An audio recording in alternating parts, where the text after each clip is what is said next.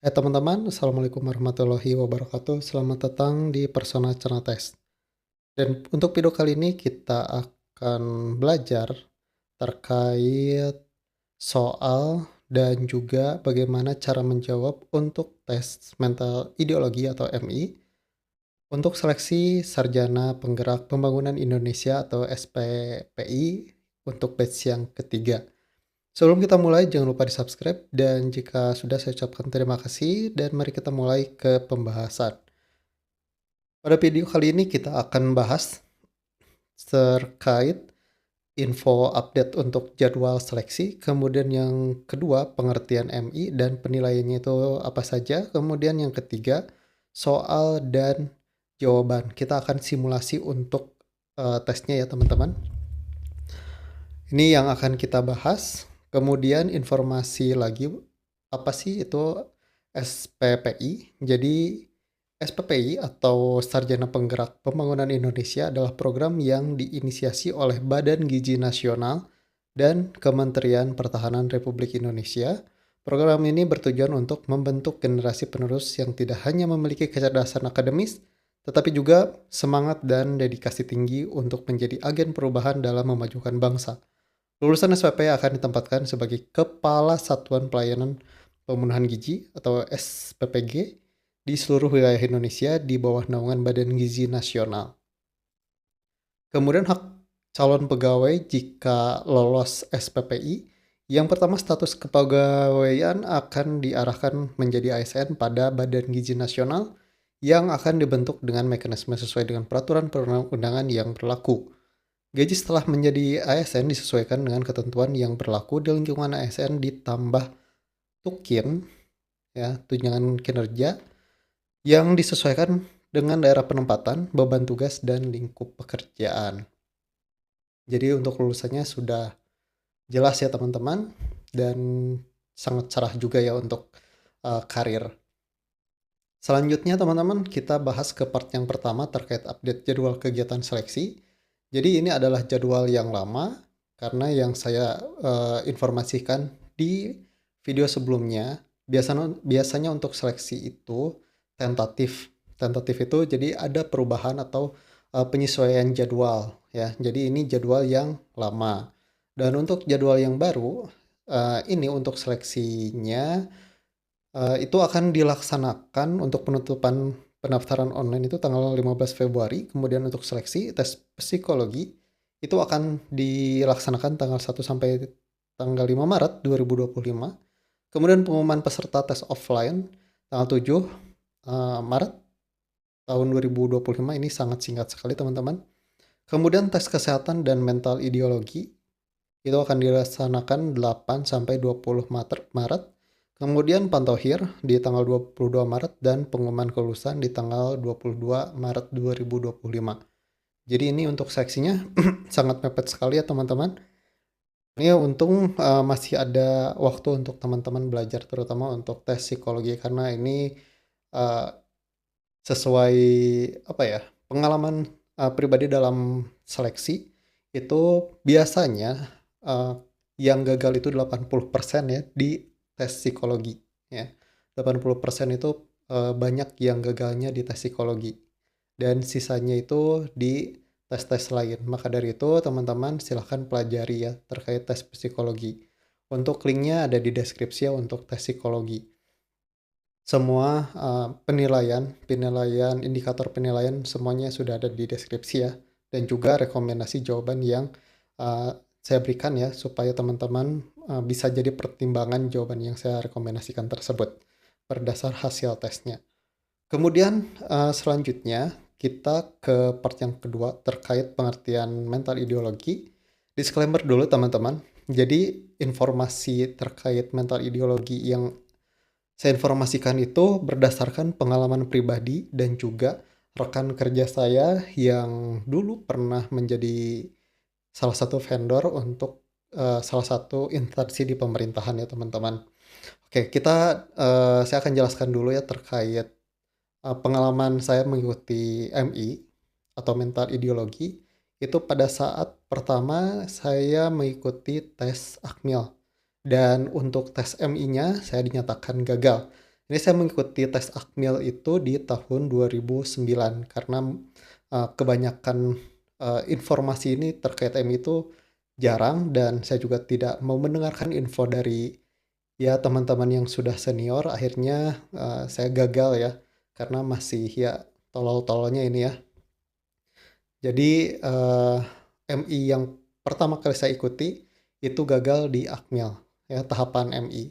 Selanjutnya saya mengikuti MI itu di IPDN pada tahun 2010 dan ini untuk tes MI-nya itu lulus ya teman-teman karena belajar dari kegagalan ini ya.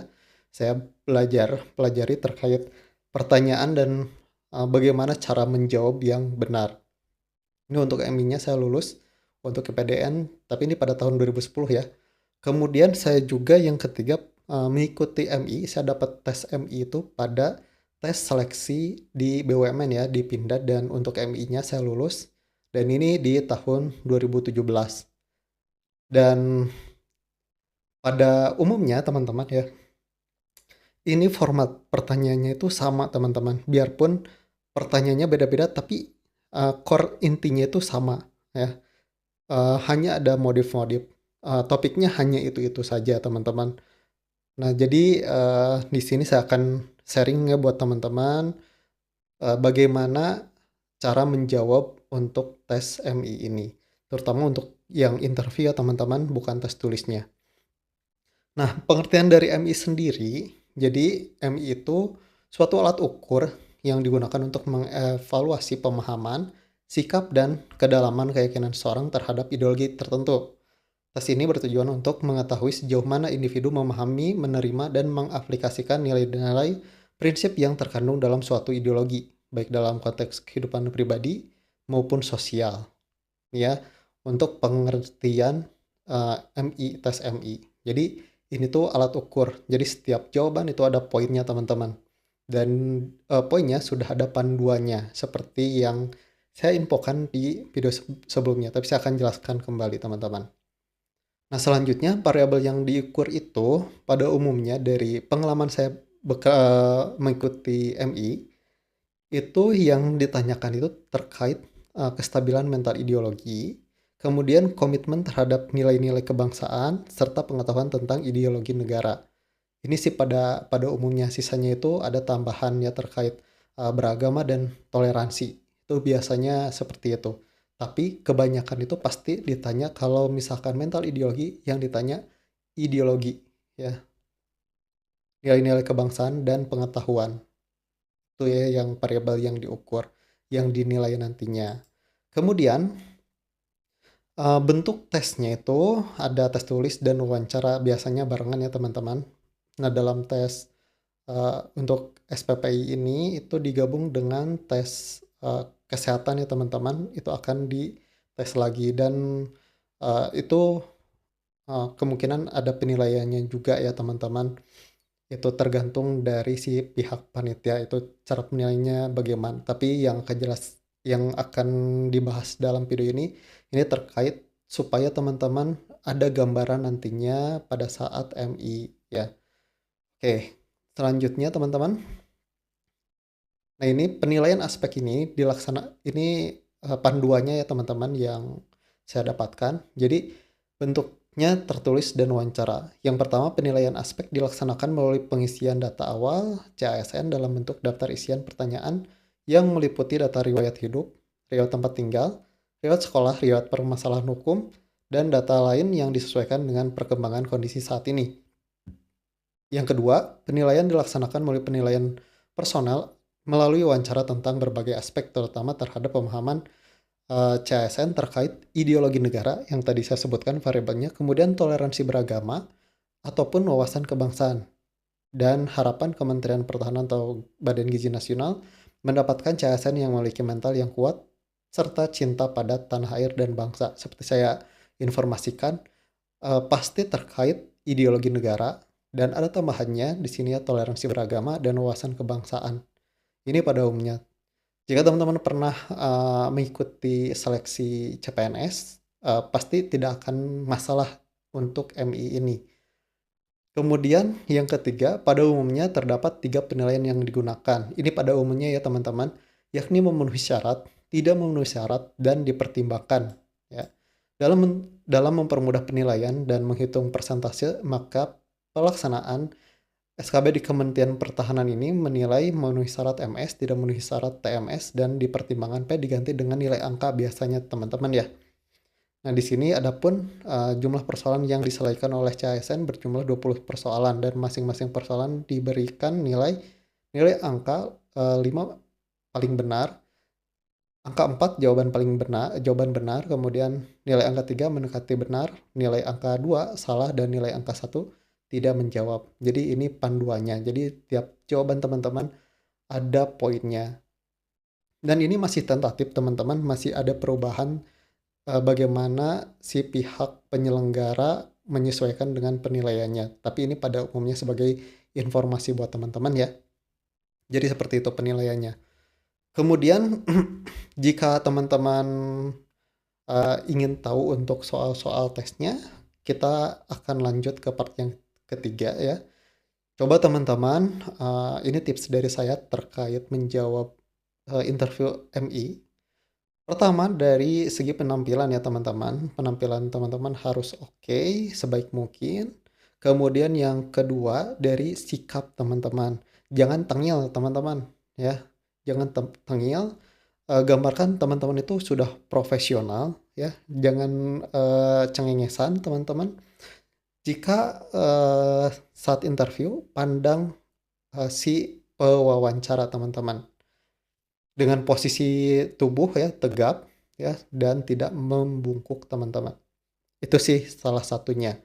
Untuk apa? Untuk agar penilaian teman-teman oke ya di awal interview. Kalau misalkan teman-teman pas awal sudah tangil duluan, itu biasanya akan ada poin minusnya ya teman-teman. Oke, seperti itu sih. Kalau misalkan ada yang mau ditanyakan, silahkan di komen di kolom komentar. Oke, jika teman-teman merasa perlu untuk latihan, kita lanjutkan ya teman-teman. Oke, ini biasanya pada umumnya ya pertanyaannya itu terkait riwayat hidup ya. Pertanyaan seperti ini ya. Riwayat hidup merupakan suatu pengalaman sejarah perjalanan seseorang. Jelaskan secara singkat mengenai riwayat hidup saudara sebagai berikut.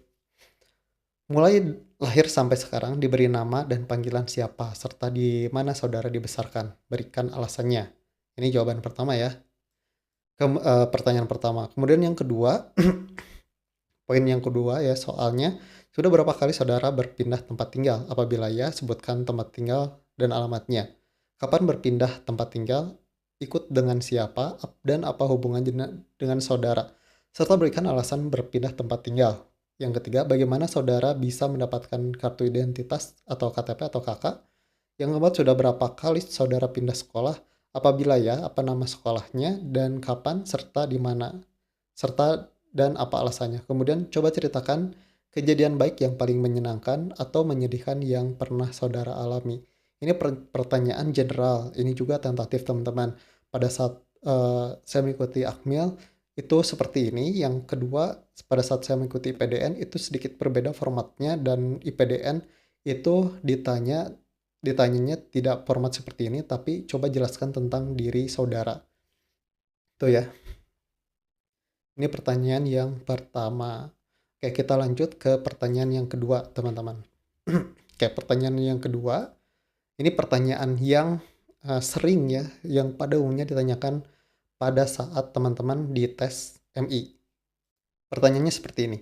Pada era reformasi saat ini, pengaruh kehidupan demokrasi terasa sangat kuat sehingga telah memunculkan berbagai organisasi kemasyarakatan sosial politik dan LSM yang didirikan oleh orang atau badan tertentu dalam berbagai bentuk dan tujuan. Yang pertama sebutkan organisasi massa atau partai politik yang banyak pengikutnya di lingkungan tempat tinggal saudara. Yang kedua, organisasi massa atau partai politik manakah yang saudara ikuti dan apa kedudukan saudara dalam organisasi tersebut. Kayak yang saya berikan itu jawaban yang netral tapi pro ke nasional ya. Seperti itu. Ini jawaban saya. Coba jawaban teman-teman apa? Coba pikirkan sebelum saya move ke rekomendasi, bukan rekomendasi sih, jawaban yang, saya berikan pada saat dulu tes. Oke, nah ini kalau misalkan jawaban saya seperti ini. Jawaban dari pertanyaan yang kedua ya. Yang pertama, poin yang pertama, organisasi massa atau partai politik yang banyak pengikutnya di lingkungan tempat tinggal.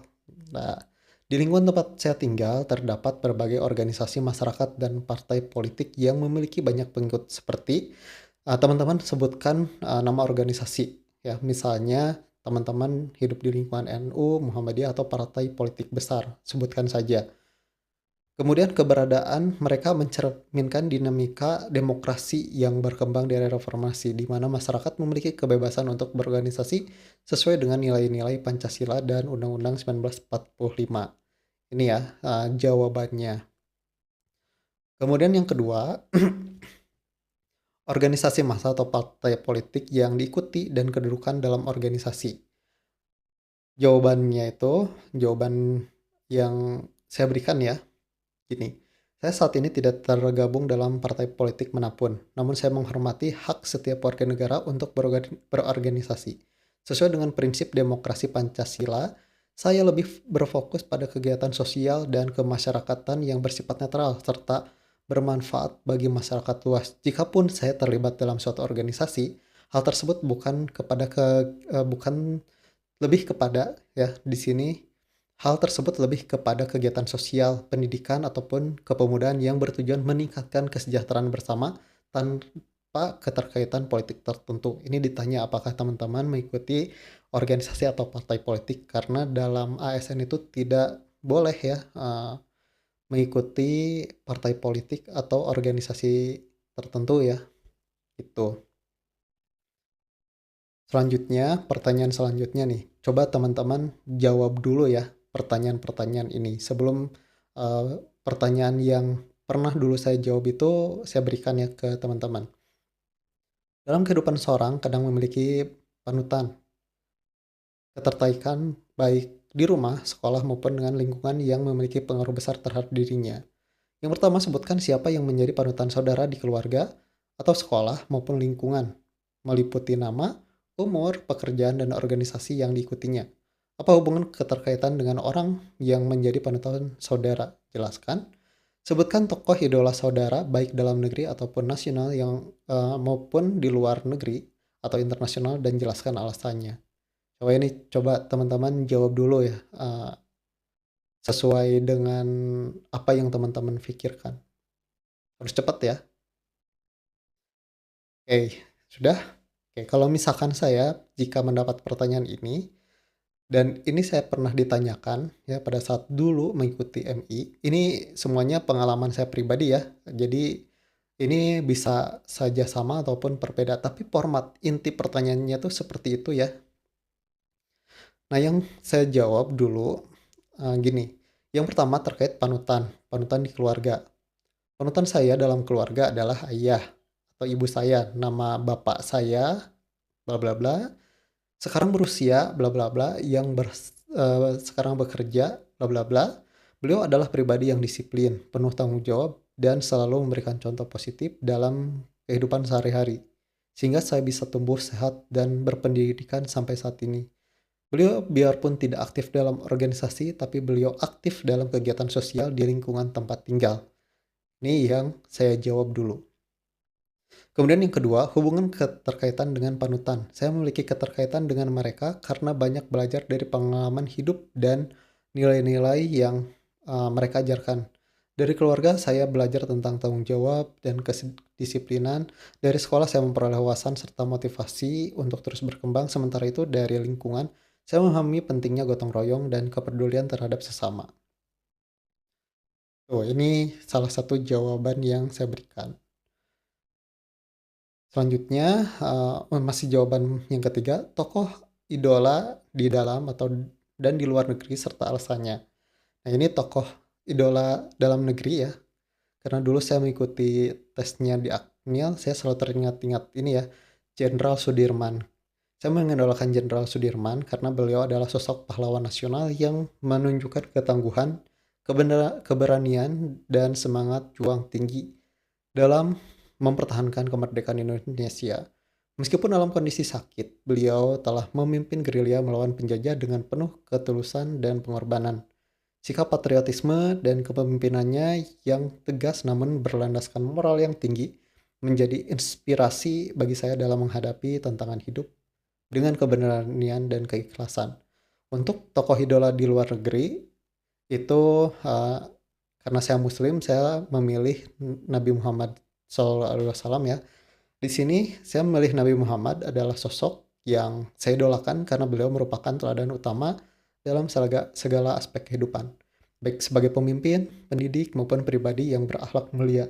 Beliau mengajarkan nilai-nilai kejujuran, keadilan, kasih sayang, dan ketangguhan dalam menghadapi ujian. Ajarannya yang penuh hikmah tidak hanya relevan bagi umat Islam, tetapi juga menjadi inspirasi dalam membangun peradaban yang berlandaskan kemanusiaan, keadilan, dan kedamaian. Iya, jawaban yang saya berikan pada saat itu. Oke, pertanyaan yang ketiga, kita coba ya lanjut sama pertanyaan keempat. Nah, saya bacakan ya pertanyaannya.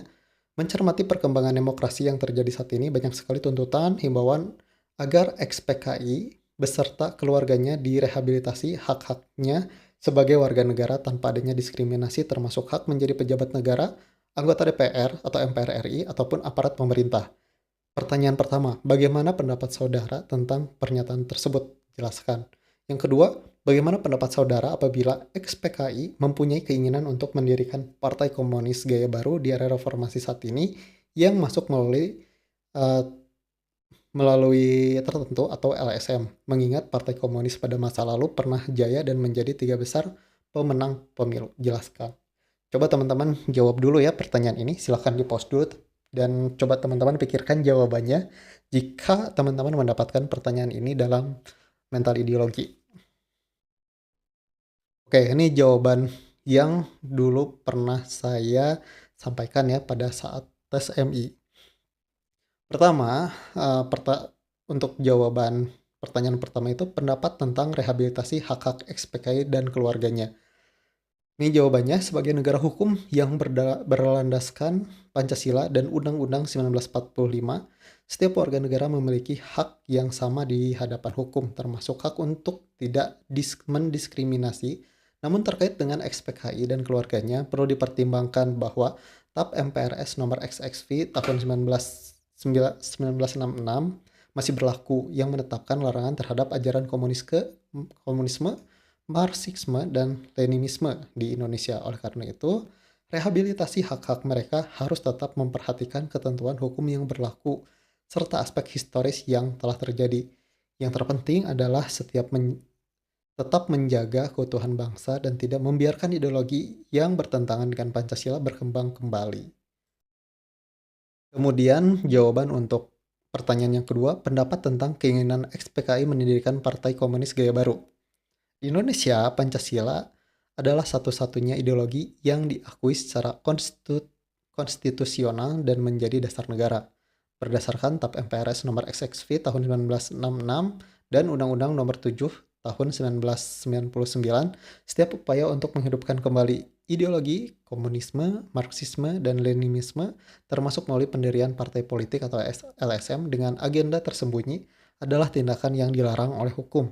Sejarah telah mencatat bahwa ideologi komunisme pernah menyebabkan konflik sosial dan pemberontakan di Indonesia.